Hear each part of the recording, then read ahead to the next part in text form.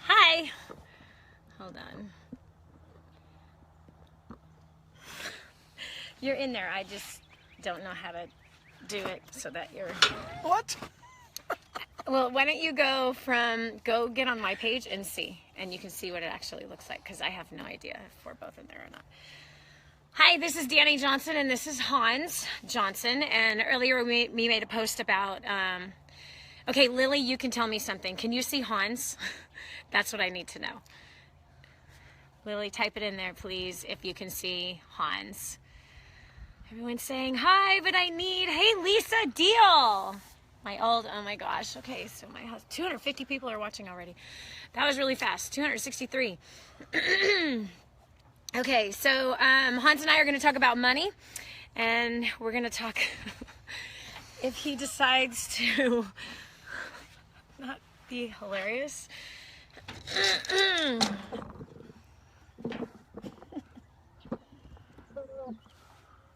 He's still trying to set the thing up, I guess. All right, no, just his shoulder. Okay, that's good, because I have no idea how to tell what is being seen. Oh my goodness. Hello. Yeah. All right. My shoulder. Okay, wait, there you go. You have it right here. You have it right there. Yeah. Okay, that's live right now. That's your frame right there. Okay, so that is the frame. So we're going to scoot this a little this way so both of us are in view. There we go. Let's be all professional. No. Very perfectly framed video. Oh my gosh. Here we are. Hi. You have some lipstick on your teeth. Is that better? Yeah, they're better. Okay, Nice. that's great. All right. That's a little bit better. Oh my gosh. We're sitting in our backyard that has weeds. Wait. This is boring, just sitting that thing like that. Okay, well then you hold it. All right. You're making everybody dizzy, honey. Yep. On purpose. Okay. So, my husband, Hans, well, first of all, I challenge you to share the video right now. Let's get the viewers up. Let's get the viewers going a lot. We're at 264 right now. So we're going to drop we're going to mic drop some things without a microphone in our hands, but we both grew up on welfare. We both grew up in really bad financial circumstances. In a very young age, we both became millionaires. And we've been in various different types of businesses. Why are you doing this? And anyway, this past weekend, he and I did a 3-day training seminar. And my husband did a session on creating wealth. And we have helped thousands and thousands and thousands of people learn how to create wealth. And I had a conversation today with somebody that I think is going to be really helpful for you. And Hans did a session that was unbelievable on Saturday. And there's something that he talked about, and it was the religion of consumerism. And I really think that tonight, if we talk about that, it's going to be super helpful and beneficial if he can stop making faces and distracting you. He's a crack up. Never gonna happen. Anyway, so let's go ahead. We're up to 320 viewers right now. So please keep sharing the video. Share the video with your friends and family. If you care about your friends, if you care about your family, honey, stop. If you care about your friends and you care about your, oh my gosh. Just keep talking. You can do it. Honey, you are a crack up. Keep going. Anyway, if you care about your friends, you care about your family, and you care about their financial future, you want to see them come out of being shackled by debt. You want to see them reach a level of peace of mind financially. Like, so many people just don't have that peace of mind, especially today with everything that's been happening for years and years and years in the economy. Honey, why are you cutting off your face? Because your face is prettier than mine. Oh my gosh, that's so not true. It all depends on who's looking. You are so gorgeous, so fine, so fun to look at. Anyways, how come your thing doesn't do the whole... Nobody's does. That's Facebook Live. It's a dumb... I'm gonna F-book your F-book right now. Oh my gosh, he loves to do that. He loves to F-book my F-book. Isn't that great? He's gonna go Facebook Live too right now, so I'm gonna take this. No, No, okay, he's gonna hold it too. Oh my gosh. So we are both Okay, go out back of to your frame. script. Go back I don't to have a script. Anyway, your so presentation. I mean, I'm not doing a presentation. We are just in our backyard. The sun just set. We are in Texas. We're in Southwest Texas. It's absolutely gorgeous here.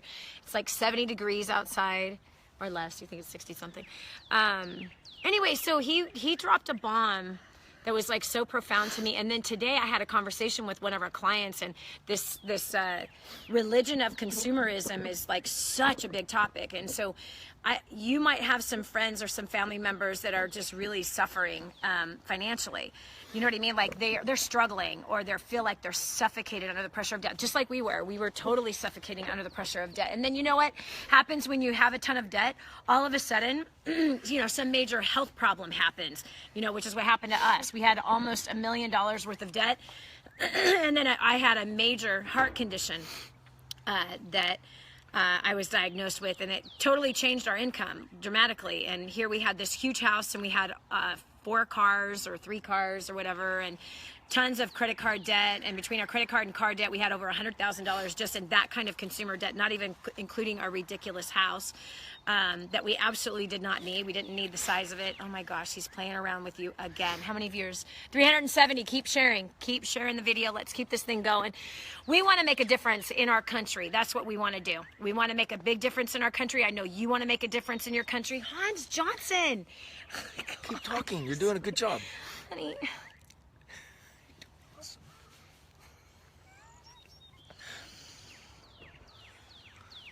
Go, honey. You're doing awesome. No, I'm not going to go anymore. You're just making faces, and you're so funny.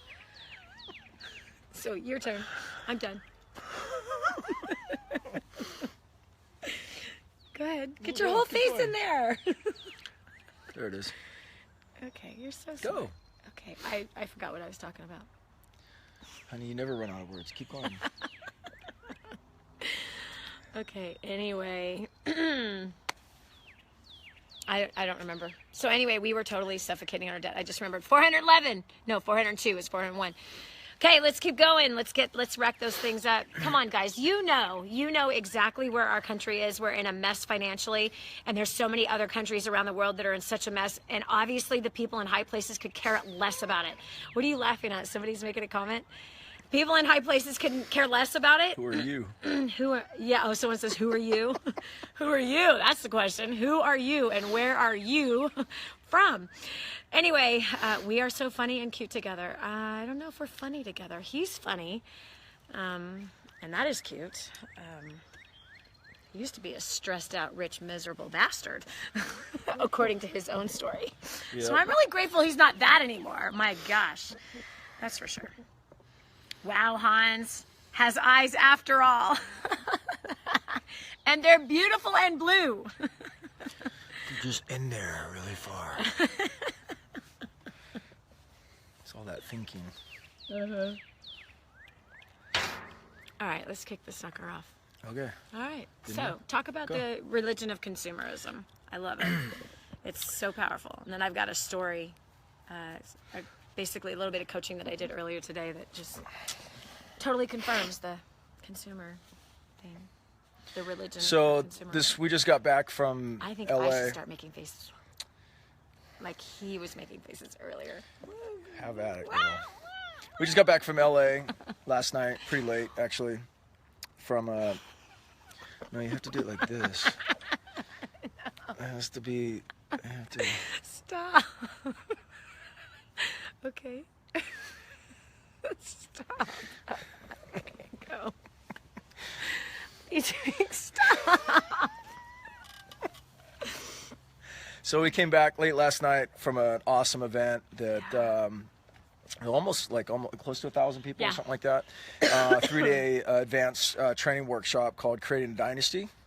And so I was really blessed to be there and to meet just some amazing people and just share with that crowd, which was just really, really cool. Honey, you can't do that when I'm talking because it'll get a little bit distracted. Why? Oh, you will get distracted? Oh. Anyway, my voice is kind of blown out because of one of the sessions that I did. I had to do a lot of crazy talking and screaming and stuff like that. But anyway, I got to teach on a session on wealth that I call True Wealth Formula, and one of the parts of the training, I had mentioned that everybody wants to be wealthy, right? Like, I mean, if you're watching this right now, well, let me back up. Let me not make that assumption. You need to tell your story, honey. So we're just simply assuming that everyone that's watching right now was at Dynasty or something. Yeah, thank you, honey. So I grew up in Hawaii. My mom was a single mom, and she was married, divorced several times. I grew up in poverty, basically living, in a different house like every 90 days. Grew up on food stamps. Went to school barefoot. I was a white kid in a very multicultural place, and it was a pretty tough environment growing up. And from the time I was 8 years old, I was basically selling on the streets. I'd come home from school and pick flowers off the plumeria trees and make leis and go and sell them to tourists. And that was how I would basically pay for school clothes and meals and things like that. And that was it, So I learned really early on at a really early age that if you wanted something, you had to work for it. Amen. Right? Amen. Which is a American value, and not just American, obviously, but it's a good value to have. Yeah. And it was really a good thing because I didn't know any different other than to work. So anyway, when I was really young, I would think, man, I do not want to raise my kids this way, not the working part so much, but just the lack of stability and never knowing if I was going to come home from school and if I was going to be living like all of a sudden where I was going to be. Because sometimes that's how it would be. And so that lack of stability and the chaos from that was not something that I wanted. And so at a pretty early age, I started to think and dream and to think about, someday I really would like my family. I'm going to have kids someday, probably, and meet a beautiful woman and have kids with her. And she wasn't very beautiful when he met her. Do all kinds of fun things in between. So I think, so anyway, so I kind of, and we met, we were business, partners for a lot of years. And over the years, if you're, once you get out into life, you start earning money, essentially. And what happens, though, is that one of the things I talked about is that no matter how much you earn, you will never be able to out-earn what your mind can spend. So true. Ever. And I posted a story recently. It was an article on a very, very famous movie star. One of my favorites, actually. And the title of the article is, it's the title of the story says, Johnny Depp and how, what happened to his missing $650 million, right? And this is a public story, and so it's not, and this is like, this happens like to all of them. And if you read through the article, you find out really quickly that, here's a guy, this is like incredible talent, right? Very gifted. Whose kids didn't grow up? Our kids grew up watching Pirates of the Caribbean and some of those movies. This weekend. And there's another coming out. It's gonna be awesome. Can't wait. And so you can have all this talent, but if you read through the article, and this is typical, you start earning money and you trust somebody else to manage your money. You hire advisors, you listen to experts, and they tell you what to invest in, what to do with your money. And in his case, it's an amplification of what's really in all of us, which is this core situation where, so in his case, he basically, they came to him and they said, his monthly cash flow is $2 million a month. If he didn't make $2 million a month, he couldn't cover his overhead, his expenses, right? And we would all look at that and we would say, that's insane. And it's so easy to criticize, and we can just pound on and say, oh, stupid idiot, Hollywood guy or whatever, and like we can sit there and we can criticize that and we can act like we're all, you know, better than that. But the fact of the matter is that's all of us. That is all of us. The only difference is his numbers are huge, you know, and so same percentage.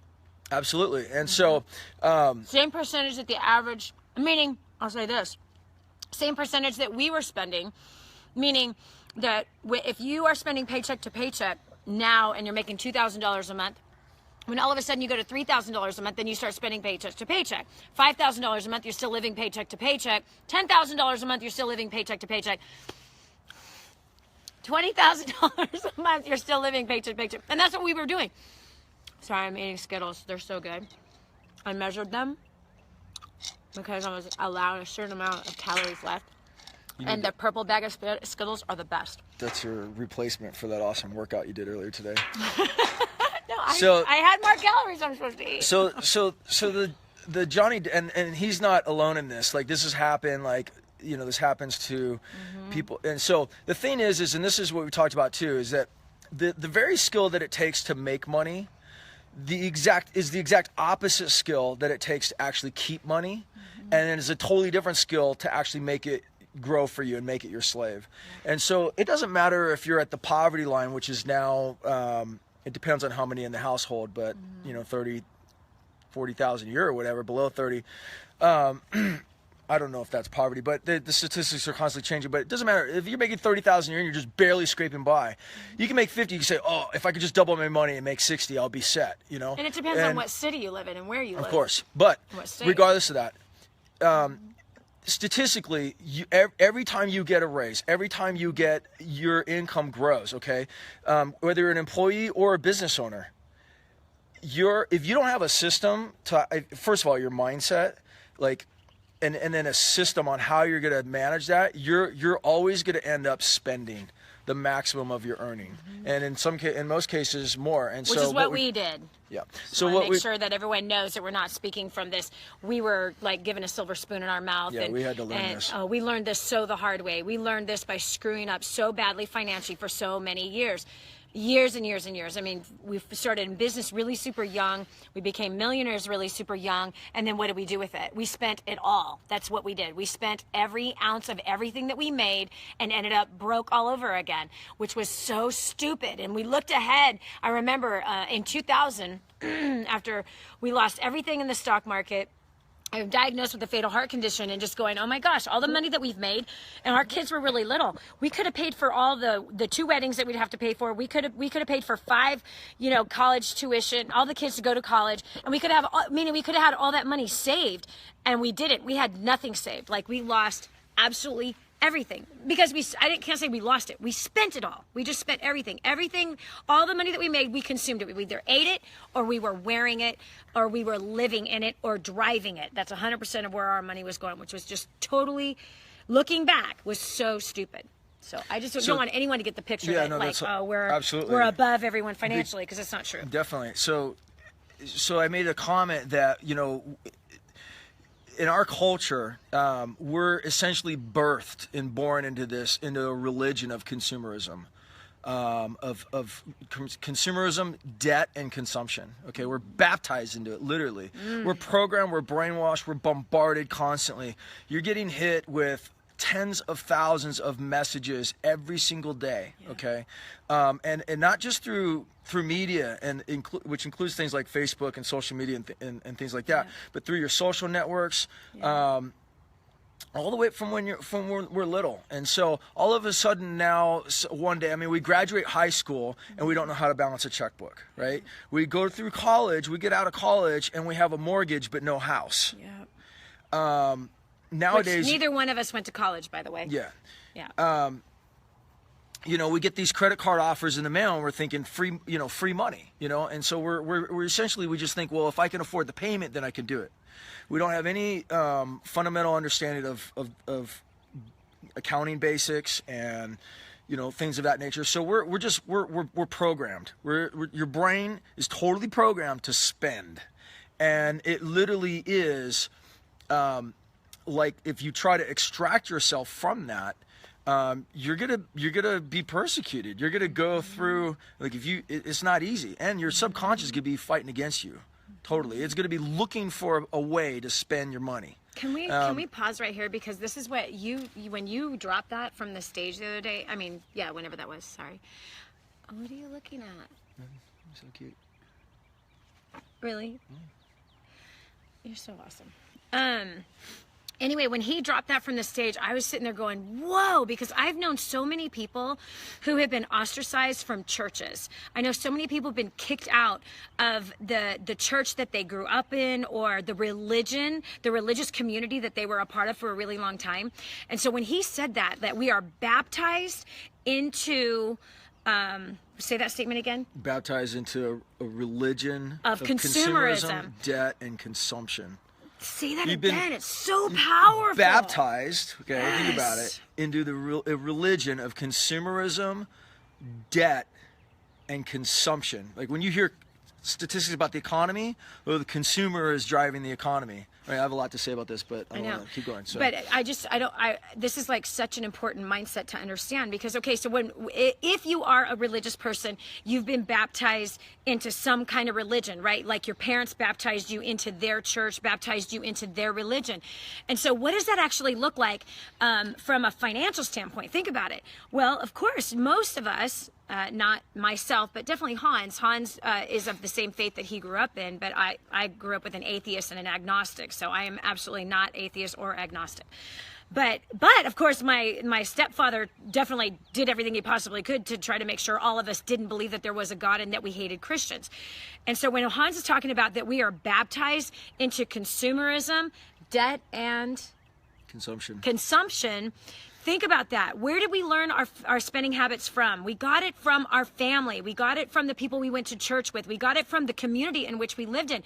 And so when you look at a baptism, it's like, okay, well, first of all, if it is a full body immersion, like you are fully immersed in this culture of consumption, of consumerism, materialism, and debt, meaning there's no other way. I can't tell you how many, we have helped hundreds of thousands of people from all over the world pay off their debt, including their mortgage, and grow their incomes and start to accumulate wealth. And the thing that I've heard probably the most is that most people thought they didn't even think that consumer debt was even a bad thing. So what is consumer debt? It's using debt to buy junk. It's using debt to buy your clothes, to buy your car, to buy the towels in your house, to buy furniture, to pay for your vacation that you want to go on. That's all consumer debt. Going out to dinner, using your credit card to go out to dinner, this is all consumer debt. And there's a long list of other things that would be consumer debt or consumerism. But think about that for just a second. Are you about in the same amount of debt that your parents are? Are you about in the same amount of debt that your siblings are? Which, by the way, my sister is on here. Hi, gorgeous. Are you in the same amount of debt maybe as some of your friends? Are you in a similar financial situation as your friends or the people that you go to church with, the people that you work with? And if that isn't proof of being baptized into consumerism, consumption, and debt, I don't know what is. But that it really is. It literally is a religion. The religion of consumerism is what we're talking about, and how to get out of that, how to no longer suffocate under a religion that is nothing but bondage, because the religion of consumerism is bondage. It's slavery.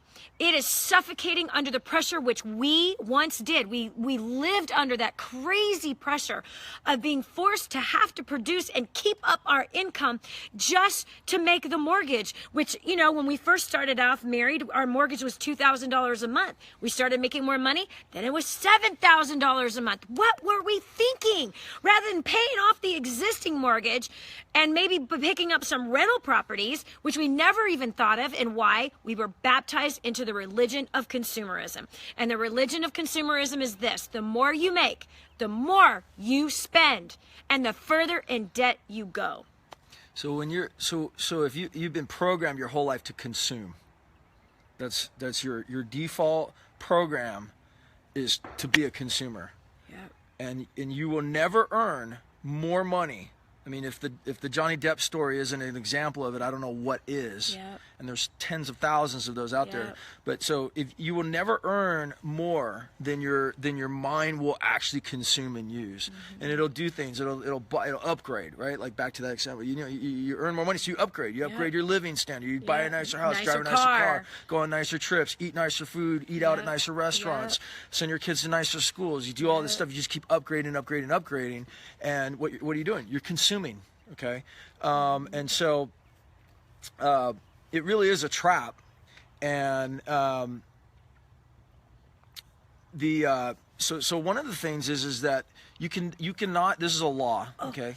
There was one more thing I wanted to say about that statement. Can I say it now? Because we're talking about the religion of consumerism, and we're starting to get grainy because it's really starting to get dark out. How we might have to move in the house soon. Unless you want to turn the lights on. Okay, the other thing about the religion of consumerism is that there's two things actually. One is that, you know, when I've watched people from various different organized religions who have been ostracized because they've chosen to not believe in some of the man-made rules or laws or expectations as they've decided to break free from the bondage of that.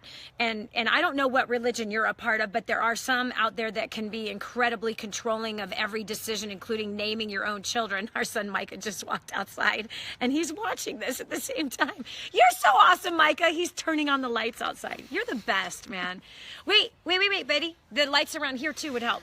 That would be awesome. Thank you, honey. He's home right now. We're so excited. By the way, we have 5 kids and we have 8 grandkids.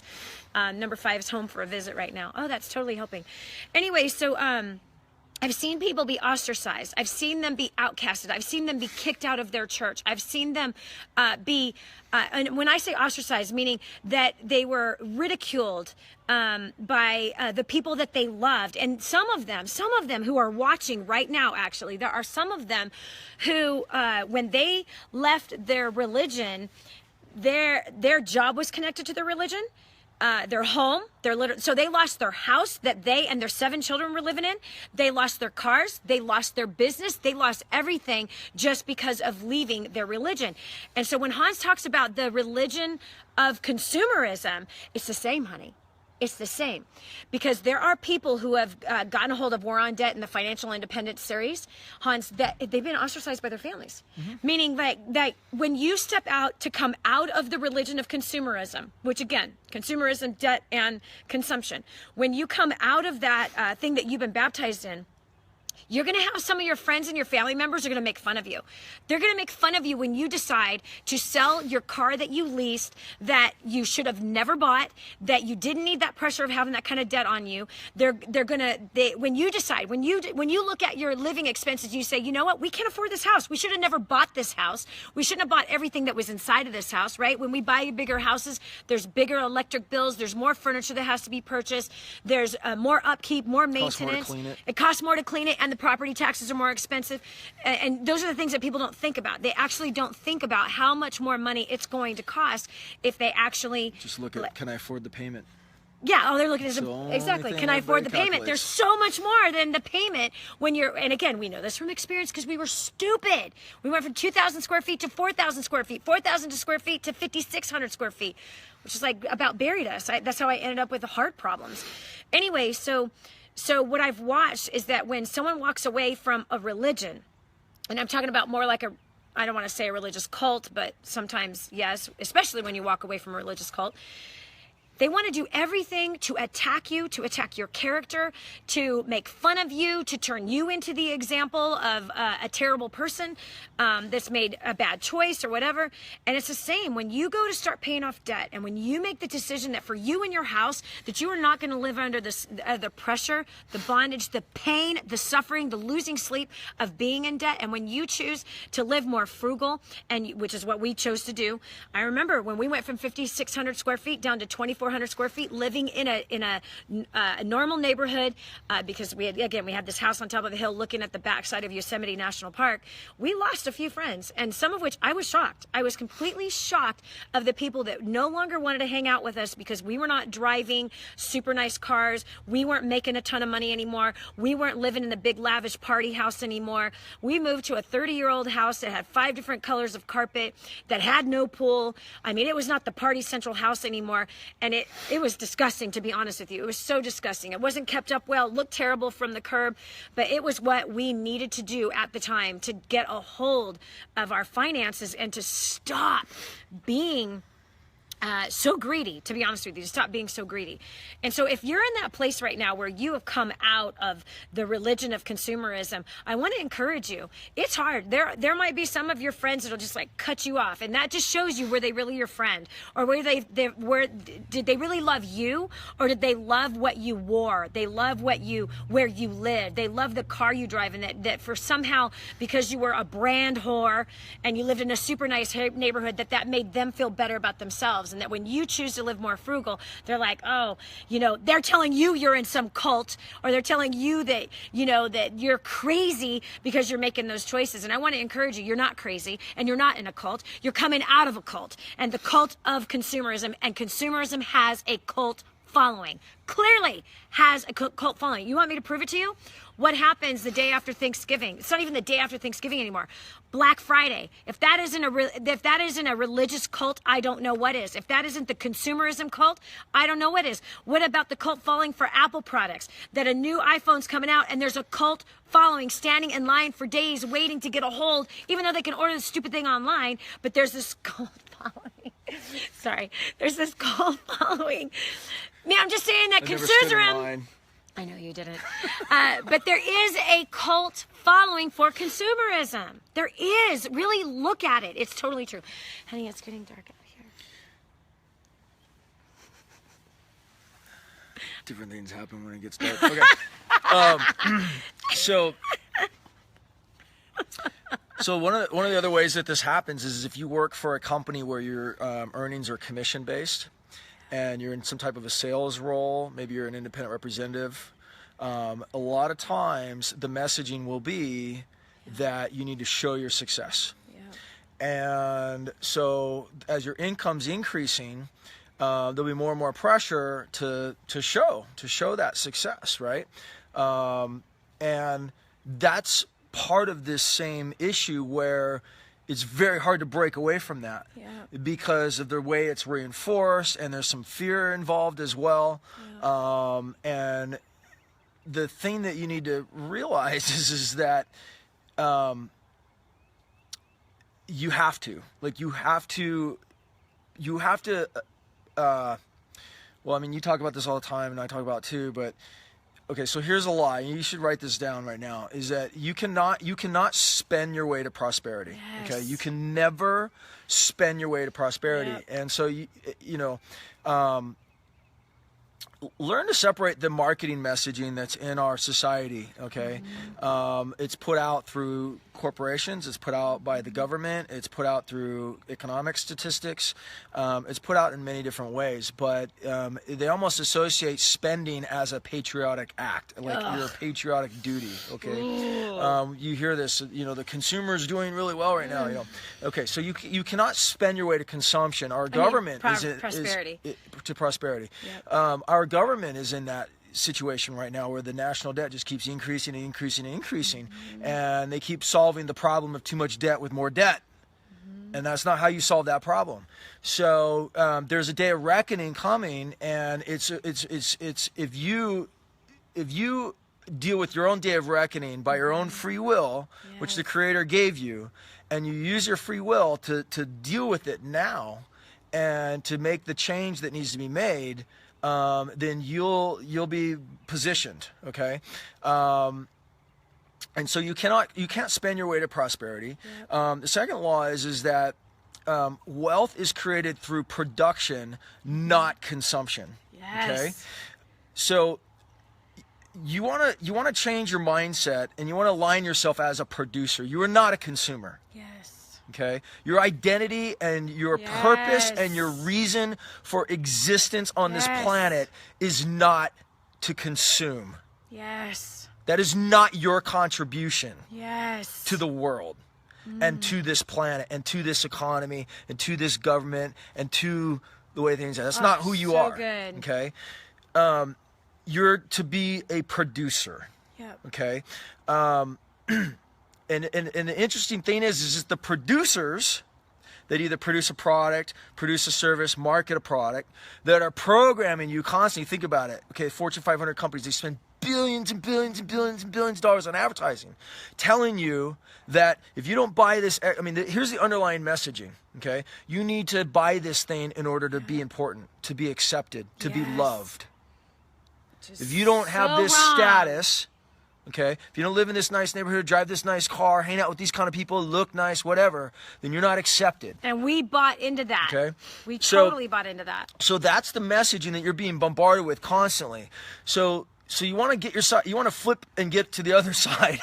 Don't be on the consumer side, be on the producer side, okay? And then there's a whole lot, and I don't know how much you want to talk about here tonight, but that's the first step. And you know, and then you want to, there's some systems that you can set up that will systematically and automatically, you can automate the way that your spending is, and your cash flow, so that you I mean, if I give another tip, sure, with that. Yeah. So you want to live off of 70% of your income. That's because the somebody first. actually said, someone wrote this question in here in the comments and said, you know, gosh, how in the world do I do that when I can't even make my monthly bills?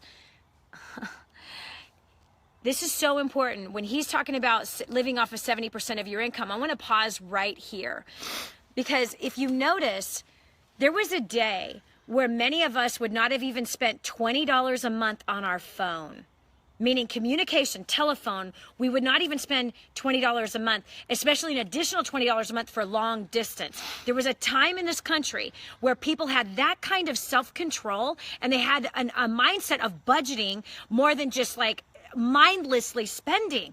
It's like mindlessly eating. We mindlessly eat, we mindlessly spend, and we mindlessly spend our time. And so when you say that you can't make your bills, it is simply because you're living above your means. Living above your means. You're living above your means. You have bought a car you shouldn't have bought. You're living in an apartment or a house that you shouldn't be living in. You have chosen not to use the skill sets that we teach at DaniJohnson.com with job domination on how to get a raise, how to get promoted, how to increase your value. There's always more money out there for the producers.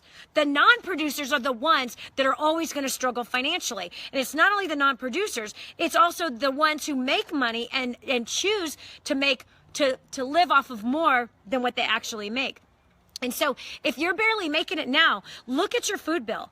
Look in your pantry. Open your pantry right now. Open your fridge and your freezer. You probably have 10 to 20 different options for breakfast and lunch alone in your house already. And you're at the grocery store right now watching this Facebook Live as you're going through each aisle trying to find more food. Or you're driving through a drive-through right now because you didn't even think about what's already in your house, or you looked and you said there's nothing to eat. So the reason in this country and in other Western cultures around the world, because we've taught this all over the world, is that if you're saying that you don't have enough, that you barely are making it, and that you're spending all you're making, it is simply because you have grown, because number one, you're in the religion of consumerism. That's number one. You're truly in the religion of consumerism. Number two, you are a consumer instead of being a producer. And as a consumer, you have gotten used to habits that are expensive. Starbucks every single day, $5, okay? You have gotten used to leaving your thermostat on at a particular temperature where you can be comfortable instead of putting a sweatshirt on or a jacket on in the house like we do during the winter or during the summer. Open up the windows, wear a tank top, wear shorts, wear flip-flops in your own house. I mean, I literally know people who have their thermostat set at 70 all year round. That's crazy. You can save so much money on your electric bill by simply changing what you have to be at your thermostat. I mean, you don't even want to know what ours is during the winter or the summer. You'd be blown away. But we choose not to pay for those kinds of comforts, and we much rather have wealth and legacy that we can pass down to our kids, because it's always in the small things. And so if you're saying I'm living paycheck to paycheck, It is simply because you haven't looked at your habits. What magazine subscriptions do you have? What catalog subscriptions do you have? What kind of internet subscriptions do you have that you're not even using? How many gym memberships do you have that you're not even using? I knew this one accounting guy who had a $1.5 million worth of debt. He was out of Australia, came to me and said, Dani, is war on debt going to work for me? I have $1.5 million worth of debt. And I said, well, let's find out. Why don't you go ahead and try? And so when he went back looking through his bank statement, he had 3 gym memberships and he wasn't using any of them. In fact, he was about 80 pounds overweight. And so, hello, there are things coming out of your bank account right now that you're not even paying attention to. And those are simple little things that you can change, that you can improve, where now you can get your income down to what Hans is going to give you a tip on right now. Okay, so the wealthy, the one big difference between the wealthy and how they manage money versus everybody else. You go see an accountant, you go see financial people, whatever, and they tell you to make a budget, okay? Nobody keeps a budget, right? I mean, first of all, very few people actually make a budget. There's only one personality type that would keep a budget, and even those people don't do a very good job at it. I have a close friend of mine who's been an accountant for 40 years, right? Guy named Manuel, and I was talking to him one time, and he has all these budgets and all this stuff that he does with people. I said, Manuel, how many people do you teach that to that actually do it? Your clients, so you work with them on? Yeah. He's like, less than 5%. I'm like, why do you do that? so what are you doing? So what the wealthy do is they don't manage by dollars and cents. They manage by percentages. And what you want to do is, so the first rule is you want to live off of 70% of your income. Our son just stepped out of the second story and he's climbing on the roof. Wait, are you going to jump off, Micah? No. Oh, what are you doing? Photo. Are you taking a photo of the sunset? Yeah. Interruption. That's awesome. So what you want to do, okay, is you want to live. That's your rule. That's the rule number 1. And there's some other percentages and stuff like that that I cover in True Wealth Formula. Dani's War on Debt program just nails it. If you have a spending problem, that program is where it's at as far as getting inside your brain and messing with getting you to do right on the consumption side. So 70% of your income, okay? And everybody, when they first hear that, they think, oh my God, I can't even live off of 100% of what I'm making right now. How am I going to live off of 70%? Well, here's the thing. You will always expand or contract to what you have available, to the resources that you have available. Okay, if you double your income today, within a year or two, you're going to be spending every single cent of that. If you lost half your income today, it's going to be painful, but you would make the changes that you need to make. You would downsize, you would sell what you need to sell, you would do what you need to do so that you can survive off of that amount. Okay? And we've done it. We have done this before. We've had our income, earlier on in the earlier days of our business building days as entrepreneurs. You have inconsistent income, and sometimes you have months that are just massive. You have these huge checks. You have a big year with a lot of income, so you increase your lifestyle, and then all of a sudden that income stream changes. If you're an entrepreneur and your income's inconsistent, you have income that fluctuates, then what you have to do is you have to take the minimum. This is another tip, okay? Here's what you do. If you have income that's fluctuating, okay, because it's commission-based or variable income or what have you, what you do is you identify sorry, this thing's bumping around. You identify the low end of it. And that's your ratio. You do 70%, you live off of 70% of the low. Then when you have a high month, so you look at the last 12 months of what your earnings were. And what the low, you look at you take the, nice. You got light. Man, honey, you're like got this little camera stand. Lighting, you're like a film. Man, you're just all organized. You got it all figured out. I literally just pulled my nightstand light in our bedroom out. Resourceful. Okay, so what you do? Is that why you married me? No.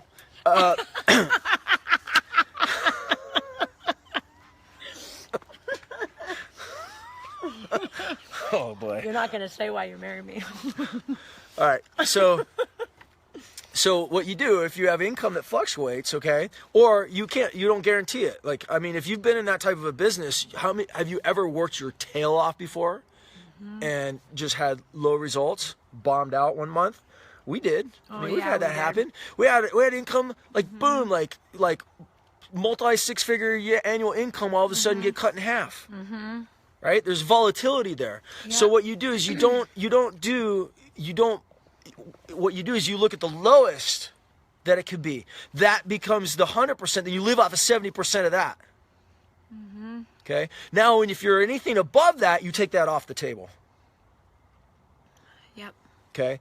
And, if you're in some of our classes and stuff like that, then we show you what to do with that. Okay, and how to do that.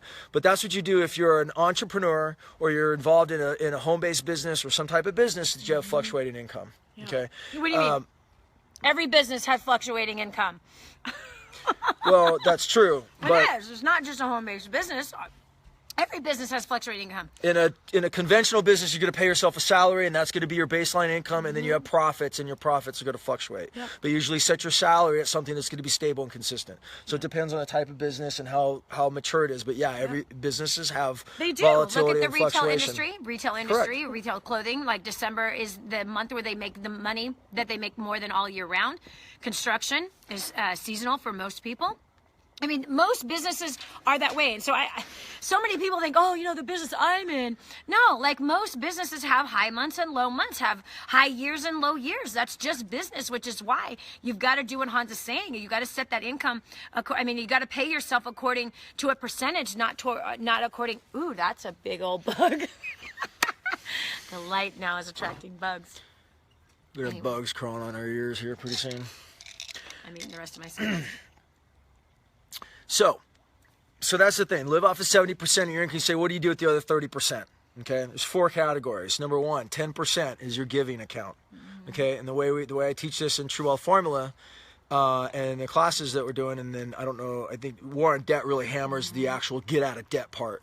Okay, if you're in debt, you need to get War on Debt. You need to get that program because it's going to totally give you all the issue is your mind. Like somebody can give you information all day long. Like you can listen to this video that we're doing and we can give you these tips, but it's what's in our thoughts. It's because we've been programmed. Okay? Our religion is to consume. Yep. So as soon as we're not proactively putting that thought in, then we're going to do what we've been programmed to do. Yep. 100% of the time. Okay?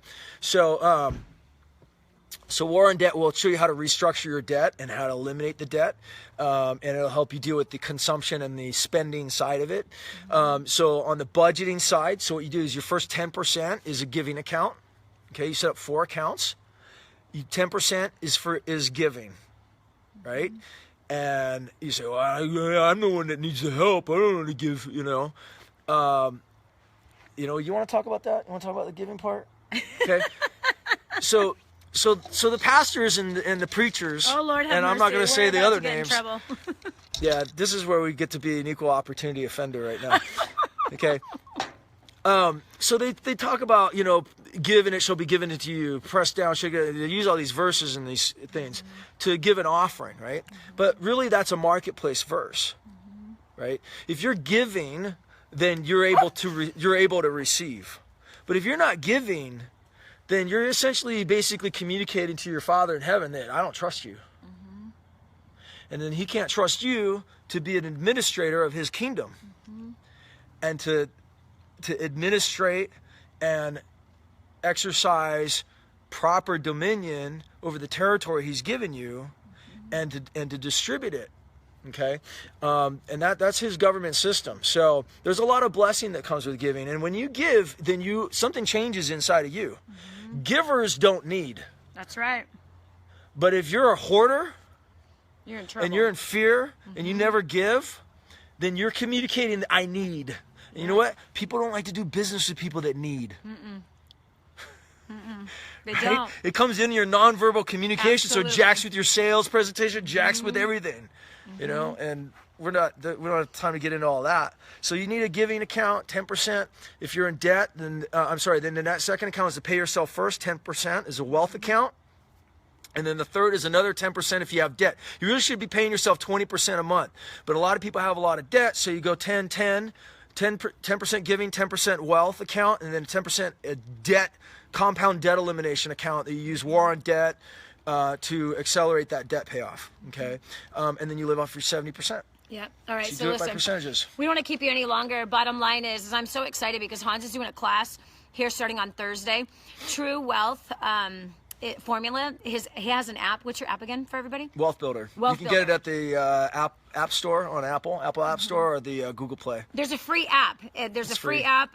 You can download it straight from your smartphone. And these kinds of tips are in there to totally help you and to keep you on track. But the thing that I have to tell you that I've watched my husband do, which is so awesome. He did this actually with our daughter and our son-in-law because here they got married really young. Erica had just turned 20 and Zach was 19. He turned 20 like 2 days later. But anyway, Erica came into the marriage with about $25,000. She had worked hard. She followed her dad and her mother's teaching as far as financing, me as far as budgeting and not spending and being really frugal, and Hans as far as like setting up your bank accounts with a certain formula. And he taught all the kids how to set up those bank accounts with a certain formula and how to stick to it and how to take the 70%, which actually they did less. They lived on less than 70% because they didn't need 70%. They were little children. Anyway, so like Micah, I think was the one. Micah and Roman actually saved over $10,000, which was a total of $20,000 they were able to save before they were 18. In fact, I think Roman was 15 and Micah was 16 or 17 when he reached his goal. But anyway, so something that my husband has done is he's taken on certain family members, just, you know, his brother and our daughter, who were hungry. And here they had been working, his brother in the case working for years and years and years and going, dang it, man, I should be further ahead financially. I'm looking ahead just going, whoa, you know, he's like 40 and looking ahead going, oh my gosh, you know, retirement is like not too far away and this is not very cool. And same with our daughter and her husband. They had been married for about 4 years and they didn't really move the needle very much in the amount that they had saved or in their wealth account, and they really needed to get a grip. And part of it was there was a time of inconsistent income for a little bit, and then they had 2 kids, and the list goes on of all the reasons, if you will, of why people get off track financially. So Hans, such an awesome dad, a father and awesome brother to his own brother and an incredible husband to our family, where he has managed our money this way, where he started doing monthly calls with these 2 families. Again, they're our family, my brother-in-law, his younger brother, and our daughter and her husband. And so he started doing this monthly conference call with them. I mean, it was like a 3-way call with them, and he was holding these family members accountable. And literally, like, all right, he's looking through their bank statements with them, you know, and looking at where their deposits were, where the money was then being siphoned off to, and making sure and holding them accountable to living according to that 70, 10, 10, and 10. And it's crazy what happened to both of them. And so right away in the midst of this, and again, he was just doing this. He was not being paid to do this, obviously didn't need to be paid to do this. And so I said to him, I said, honey, our clients need this. Our people need this. They need somebody that is going to be that accountability person. First of all, they need, our clients in general need like the brass tacks, like the nitty gritty, the step 1, step 2, step 3. War on Debt goes through a lot of stuff as far as showing you where all your money is going and like all the secret little places that it'll make you mad when you see it, so mad that you change the way you're spending money. Meaning War on Debt gets inside of your head and rewires your brain financially. And what Hans does was he puts you on the path of starting to accumulate wealth. Literally, no matter how much you're making, you can actually start the formula right now. No matter how much you foresee that you won't be making in the future, it doesn't matter. He can start you on that path of starting to accumulate wealth, because wealth is accumulated little by little.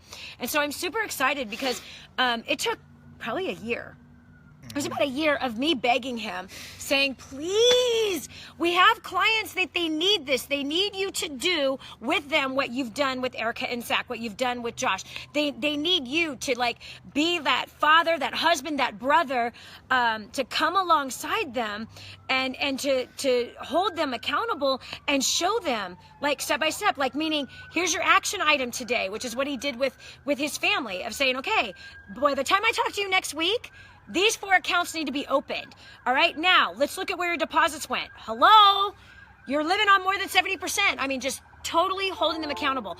And so he did one set last November, and it took, like I said, a year of his wife begging him to make himself available to do that, and he just wasn't interested. And now he's doing it, which I'm so glad. His next class is starting on Thursday. This Thursday, 7 o'clock. 6 p.m. Central Time. It's ridiculously inexpensive. If you download the Wealth Builder app right now in your app store, download Wealth Builder. And again, it's a free app. You can take advantage of all the articles he already has there. But then he even has a part of his services where you can actually text him directly. So if you've never had the father, the brother, the friend in your life that was a multimillionaire, that was willing to take you underneath their wing and to father you financially, as a brother to help direct you, as a coworker to help direct you, this is your chance. I can't think of anybody better than him to be able to do that with you. He's a man of integrity, high ethical standards. He's in it for you to win it. He's in it for you to be able to get ahead financially. And he grew up with absolutely nothing, and he had to figure this out through the School of Hard Knocks, which, trust me, we both have our PhD in the School of Hard Knocks. And so it's not that often that you'd have somebody that's willing to actually do that with you. So just get a hold of that Wealth Builder app. Don't stay stupid financially, and don't stay stupid financially for as long as we stayed stupid financially. And you don't have to go through all the bad lessons that we did. And so you can have him come alongside you immediately, starting this Thursday, 6 p.m. The Wealth Builder app has the information. You can get a hold of these classes. How many weeks are we? And you're doing these once a week? Yeah, it'll be about every week. It'll be 4 sessions. Yep. Yeah. There's 4 a link sessions in there of that says coaching. special offer. Right. It's a really small group, so Yeah. Yeah. Yeah, It's a gonna be really cool. small, so it's an intimate group of people. It's really super inexpensive, and to have somebody right alongside. And then he has a thing where he can actually do this monthly with you, and with his private one-on-one coaching clients. Then they have access to not only be on the phone with him for an hour at a time, but also to text him. So if you're about to make a purchase of, you want to make an investment into a house or some kind of cash flow opportunity, you can ask him directly. I mean, you can literally text him through your app, through the Wealth Builder app. So anyway, we don't want to keep you any longer. We've been on here for 56 minutes. Thanks so much for being with us. I mean, we started with the sun setting, and now it's dark. We're still in our backyard. And if this was really helpful to you, please share it. Our nation is hurting financially, and you might be off in Europe. They're hurting financially. Australia's hurting financially. All over the world, man. The leaders of the nations have just so screwed up that they're suffocating their own populace with their absolute greed, and they're not teaching people the right way, the simple right way to live financially. This doesn't take rocket science at all. And so if this has helped you, if it has been beneficial, come on, do the right thing. Freely, we have offered our time to you for 57 minutes and 18 seconds. Freely share it with others. Share it on Twitter. Share it on Facebook. Share it even if you can grab it. We'll be putting this on YouTube. Probably sometime tomorrow, someone on our team was going to put this on YouTube. But just share this all over the place, because there's simple little tips. Kids can learn how to do. We have kids that are doing this. Our kids use these tips to be able to accumulate more than $20,000 by the time they were 18 years old, two of which have rental properties, 3 of which own homes. One just turned 18, so he doesn't own a home yet, but our 15-year-old actually bought his first home, has been a landlord since he was 15. Our daughter, Christina, bought her first house at 19. Erica and Zach bought their first house when they were 20 or 21, and they now have 2 rental properties. So if you want to learn how to accumulate wealth and you want to help other people do the same, if you are that kind of person that wants to help your community, help your family, your coworkers, your church, then spread this message. It's free. Spread it. There's no reason to stay broke. And if you want to get a hold of me, DaniJohnson.com is that website. DaniJohnson.com. That's a website that's been available and free to the general public for over 13 years. Are we coming up on? Yeah, it's going on 14. You have an event coming up. Yes, we have an event coming up in Cleveland, Ohio. Cleveland. Yes. First Steps to Success is going to be taking place in Cleveland, Ohio. That'll be a sold-out crowd. Cleveland always sells out. I don't know where you're living in the world, but it's worth the plane ticket to get there. The event right now has a majorly discounted price. I think it's only like $347 or something like that, soon to jump up to $397. So get yourself registered immediately. Jump into that. We have a daily television show also that airs every single morning at 7 a.m., or you can get it on demand right on our website if you don't have the show in your area. It plays all over the country on radio and television, but if you can't get it, then you can get it on the website. Your events, my opinion on it, just from the years that you've been doing them, is the preeminent place for people to double their income. Oh yeah. I mean, and Easy. that's an understatement. Yeah. If you doubt that, you can just look at the testimonials, Yeah. people that are commenting here. Yeah. But if you want to double your income, as a minimum, Yeah. regardless of what business you're in or industry you're in or career or occupation, those are the kind of skill sets that people learn at those events. They come out of there and double, triple, quadruple their income. Yeah. So, This is and where a lot people- more than that, but I have to put that out there because No, yeah, many there's millionaires have been created there. yeah. Yeah, many. Yeah. So yeah, that Cleveland event that's coming up next month in Australia is our encore event, where we have one of our team, Andris Lanka from Latvia. He'll be flying down to Australia and producing the encore event in Australia. But no matter where it is that you're living from in the world, people will be coming from all over the world to Cleveland, Ohio, and you don't want to be the one that misses out on that. You do not want to be the one that is still going to be broke by the end of summer. You do not want to be the one with the same amount of debt by the time school starts for your kids. You don't want to be in that same financial place. You don't want to be crying the same blues, hitting your head up against the same wall, and running into the same financial problems by the time summer is over. This is the way to get yourself on the right track financially, learning how to pay off all of your debt, learning how to double, triple, quadruple your income, learning how to reduce the amount of stress that you're having in your personal relationships, in your marriage, with your teens or your toddlers or the coworkers that you're working with. If people are driving you crazy, come and learn how to solve that problem at First Step Success, which will help you to be more productive, less dramatic. You'll make more money, and you'll stop feeding your stress with food or wine or whatever it is that you're spending money on to feed your stress. And you're going to save money in that department as well. So we look forward to seeing you in Cleveland, Ohio in July 8th, 9th, and 10th, I believe, or 10th. 9th, 10th, and 11th. Might be the 9th, 10th, and 11th. Check the website. It's a Saturday, Sunday, Monday. You need to be a part of all 3 days. Again, go to DaniJohnson.com. And by the way, if you're one of our clients, I can see Tammy Zapier is here. Jay Green is here. Guys, type in your stories right now. Just start typing your fingers away. Tammy Zapier has paid off over $450,000 worth of debt in 10 months and became completely debt-free. No mortgage, no cars, nothing. She paid cash for her house. She moved to Texas and paid cash for her house also. She's still completely debt-free. So please, you see Maria? Maria's on there laughing at you because you're making faces again. Anyway, so team, Lily Cicada, I can see you on here. You guys start typing out your stories and let people see your testimony about how much debt you paid off, how you've grown your income, how you've improved your relationships. Just start drilling this chat right now and listing what your first steps to success, creating a dynasty testimony is. You'll be shocked, friend. If you're watching us for the first time, you'll be blown away by the amount of transformations that have happened. So many people who were completely out for the count. Their marriages were done, dead, over, as ours has almost been many times. There you go. We have Sam Stolfdus, paid off $2,600 of debt in 3 weeks and tripled his income since the last First Steps, which was 4 weeks ago. He tripled his income in 4 weeks. That's awesome. Scary Hans. This is Karen Malloy from Twainhart, California. Yes, Lee the app Bastian. is red. Red lion. Yes. Lee Bastian's paid off $130,000 worth of debt. You just saw that story. Just guys, keep typing in your story. What did you say about the app? Oh, somebody asked if it had the image of a red lion. Yes, Yes, it does. Yes, Hans's That's it. app, The Wealth Builder, is a beautiful. You see, it's a gorgeous picture of a lion. Yes. There you go. Before first steps, I was obese, suicidal, failing in school, and dead broke. Since then, I'm months away from 6 figures, saving 50% on all of my money, debt-free, lost 55 pounds, became straight A student at all of it, and there's a button to press more.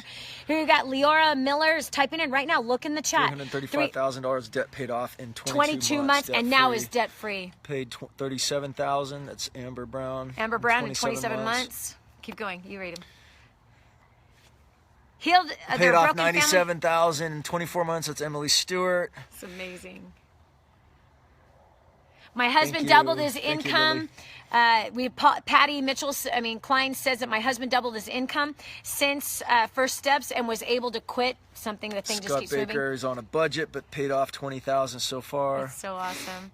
Melissa Bryce paid off $20,000. She's a single mom. Look at these stories.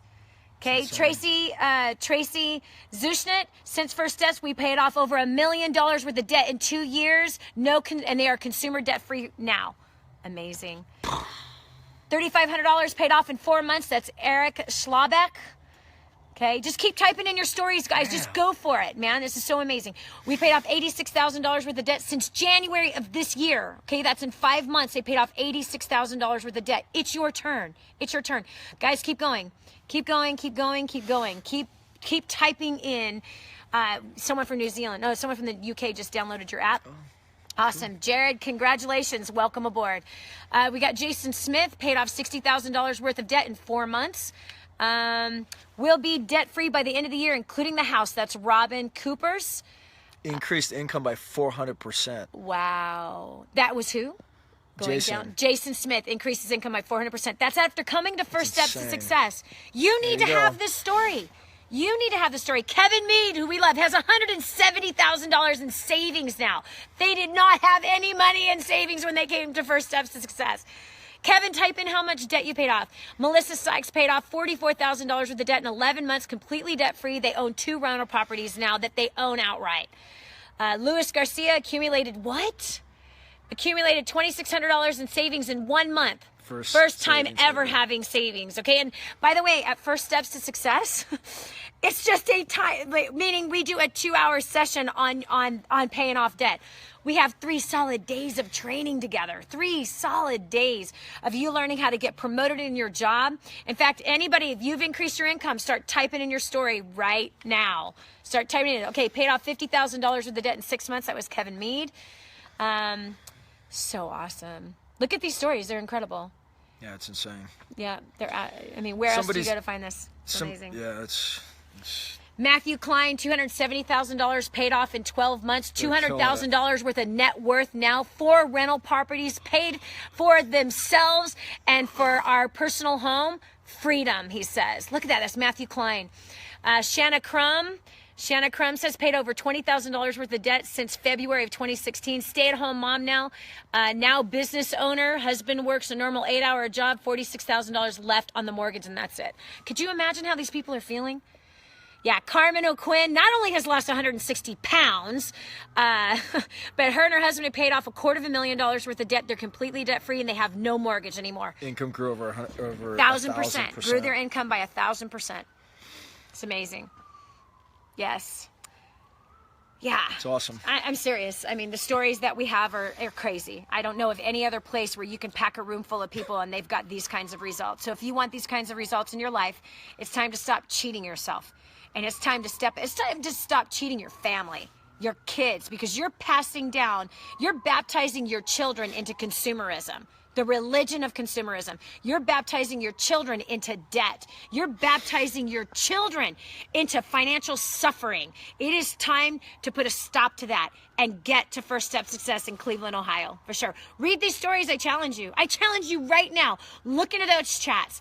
These are just clients who randomly are on here right now, and they're typing in their testimonies, guys. This is crazy. Before First Steps, I never had a savings. Now have $20,000 in cash and over $1 million in equity. Booyah! These are everyday average people just like you and me. It's amazing. I love it. I love it. I love it. Sam Bart, man, he grew up in this community. He was 13 years old when his mom started giving him the information from DaniJohnson.com. It's incredible. Come on, Sam, you got to type your story in there. Yeah, several Because your times. story. Oh, yes, Yeah. yes. It's so awesome. There's so many great stories in here. This is amazing. Okay. Paid off $23,000 worth of debt in 23 months. That's Raven Michelle. Paid cash for a great car. Took 15 trips in 1 year, all paid for in cash.